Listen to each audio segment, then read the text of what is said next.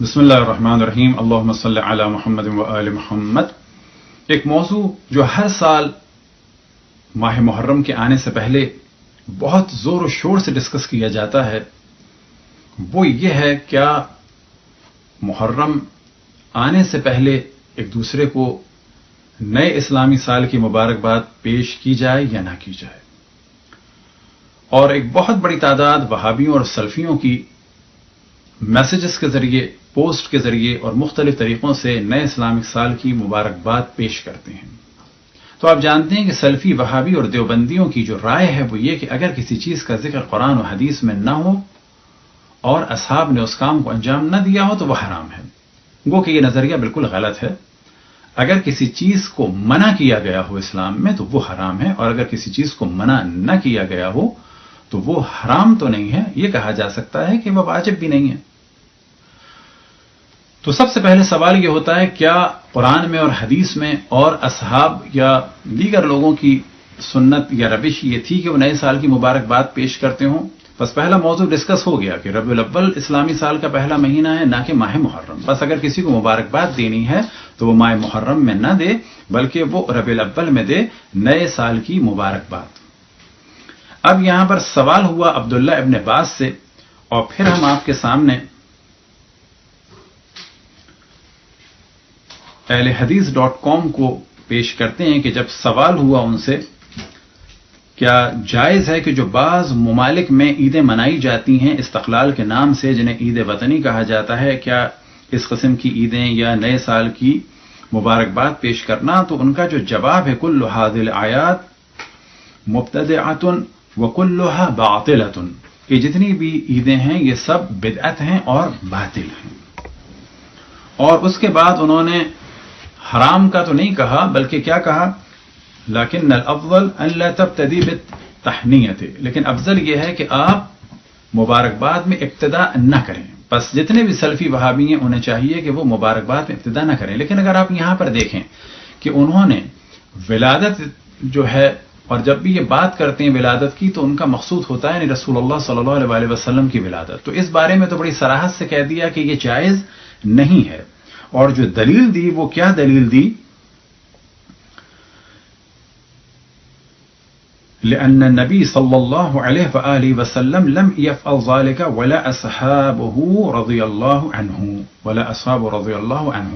کہ نہ یہ کام رسول اللہ صلی اللہ علیہ وسلم نے کیا ہے، نہ ہی یہ کام اصحاب نے کیا ہے۔ بس اگر یہ کام یعنی میلاد میں جشن منانا رسول اللہ اور اصحاب نے نہیں کیا تو اس کا تو وہابی بڑا شور مچاتے ہیں، لیکن سوال کیا جائے کہ یہی ان کی رائے ہے نئے سال میں مبارکباد دینے کی، تو اس میں آپ لوگ شور کیوں نہیں مچاتے کہ اس کی مبارکباد دینا بھی حرام ہے اور بدعت ہے، لیکن یہ آپ کام صرف اس وجہ سے کرتے ہیں کہ آپ رسول اللہ کی آل سے بغض رکھتے ہیں اور ان کے قتل کی خوشی منانے کے طور پر اس مہینے کی مبارکباد پیش کرتے ہیں۔ بعد میں یہی سوال ہوا شیخ محمد بن صالح عثیمین سے، تو انہوں نے بھی بہت واضح کہا کہ تفصیل سے فتویٰ ہم نہیں پڑھ رہے ٹائم کی قلت کی وجہ سے، ان حناک احد فرد علیہ ولا تبتدی، اگر کوئی آپ کو مبارکباد دے تو آپ اس کا جواب دے دیں لیکن آپ ابتدا نہ کریں۔ ولا تبتدی احدا بذلک هذا هو الصواب فی المسئلہ، اور یہی وہ صحیح رائے ہے اس مسئلے میں۔ پھر اس کے بعد فرماتے ہیں لیکن لا تبتدی الناس انت لاننی لا اعلم انه جاء عن سلف، کہ آپ اس کی ابتدا نہ کریں کیونکہ ہمیں نہیں معلوم کہ یہ سلف نے ایسا کام کیا ہے اور ان سے نقل ہوا ہے یا نہیں ہوا ہے۔ انہم كانوا يحنؤون بالعام الجدید، کیا وہ نئے سال کی مبارکباد پیش کرتے تھے؟ بعد میں فرماتے ہیں بل اعلم ان السلف لم يتخذوا المحرم اول العام الجدید، کہ سلف محرم کو نیا سال نہیں سمجھتے تھے، الا فی خلافت عمر ابن خطاب، مگر یہ کہ یہ کام ہوا خلافت عمر ابن خطاب میں۔ یہی موضوع آپ کو مل جائے گا اسلام QA میں، اور وہاں پر بھی شیخ محمد بن صالح عثیمین نے یہی جواب دیا، اور یہی آپ کو موضوع مل جائے گا کہ جو ایک اہم ترین ویب سائٹ ہے کتابوں کی مکتبۃ الشاملہ، اور اہم ترین ایک سافٹ ویئر ہے، وہاں پر بھی آپ کو یہی موضوع مل جائے گا تفصیل سے، اور وہاں پر بھی یہی رائے ہے شیخ ابن باز کی۔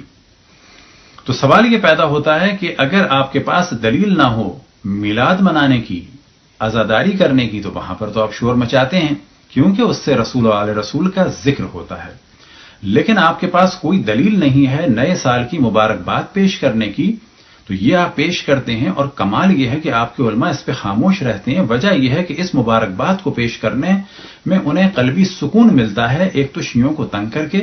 اہل بیت کے طرفداروں کو اذیت دے کے، اور دوسرا اہل بیت کے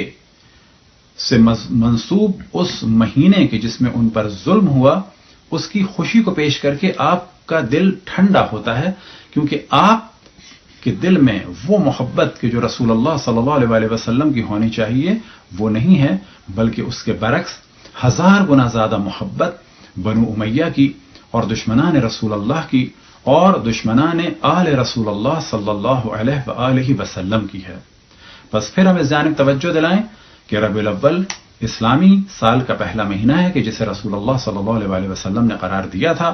خلیفہ دوم کے زمانے میں اسلامی سال کے پہلے مہینے کو بدل دیا گیا اور محرم کو پہلا مہینہ قرار دے دیا گیا، اور اب سلفیوں نے اور وہابیوں نے اس کی مبارکباد پیش کرنا شروع کی، یہ جانتے ہوئے کہ یہ بدعت ہے اور غلط ہے، محض آل رسول کے غم منانے والوں کو اذیت دینے کے لیے. اور ساتھ میں توجہ دلائیں اور گفتگو کو ختم کریں. اگلا موضوع کہ جو ڈسکس ہم بعد میں کریں گے پھر اور پہلے کر چکے ہیں وہ ہے عاشور کے روزے کے بارے میں. تو وہ ہم توجہ دلا چکے ہیں کہ عاشور کا روزے کا دار و مدار یہودی کیلنڈر پہ ہے اور یہودی محرم کو نہیں مانتے. اس سلسلے میں ہم تفصیلی ڈسکشن کر چکے ہیں، پھر دوبارہ کریں گے. اور وہ روزہ عاشور کا نہیں ہے بلکہ وہ عاشر کا ہے، یعنی 7ویں مہینے کے 10ویں دن کا، کہ جس کو یہودی یوم کپور کہتے ہیں. اور اس سال آپ کا یوم کپور 19 سپٹمبر کو آئے گا. خداوند تبارک و تعالی سے دعا ہے کہ دشمنان اہل بیت کو ہدایت دے، اور اگر ہدایت کے قابل نہ ہوں تو ذلیل و رسوا کرے اور نیز تو نابود کرے. وصلی اللہ علی محمد وآلہ الطاہرین. برحمتك يا أرحم الراحمين وصلى الله على محمد وآله الطاهرين.